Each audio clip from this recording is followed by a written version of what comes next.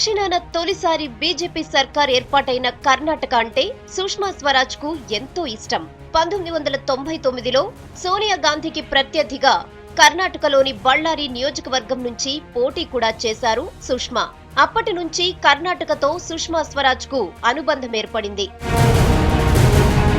గత ఏడాది అసెంబ్లీ ఎన్నికల్లో కర్ణాటకలో బీజేపీ చతికిల పడింది. కారణం యడ్యూరప్ప లేకపోవడం కావచ్చు, మరోటి కావచ్చు. పార్టీ అయితే ఘోరంగా ఓడిపోయింది. దక్షిణాన అధికారం అప్పగించిన ఏకైక రాష్ట్రం కమలనాథుల చేతుల్లో నుంచి జారిపోయింది. కర్ణాటకలో పార్టీకి పూర్వ వైభవం తీసుకురావడానికి పక్కా స్కెచ్ వేసింది బీజేపీ. యడ్యూరప్పను బుజ్జగించి మళ్లీ పార్టీలోకి తీసుకొచ్చింది. ఎన్నికల్లో అభ్యర్థుల గెలుపు బాధ్యతలను ఎడ్డీ భుజాలపై పెట్టింది. అంతవరకు సుష్మకు ఓకే, ఎలాంటి ఇబ్బంది లేదు. అయితే యడ్యూరప్ప తన పాత మిత్రుడు బి శ్రీరాములును కూడా బీజేపీలోకి తీసుకొచ్చారు. శ్రీరాములు రాకతో బళ్ళారి ప్రాంతంలో బీజేపీ బలపడుతుందని పార్టీ హైకమాండ్ కు రిపోర్టు పంపారు. బి శ్రీరాములు అంటే అల్లాటప్ప నాయకుడు కాదు, తొలి రోజుల్లో సుష్మా స్వరాజ్ కు శిష్యుడు.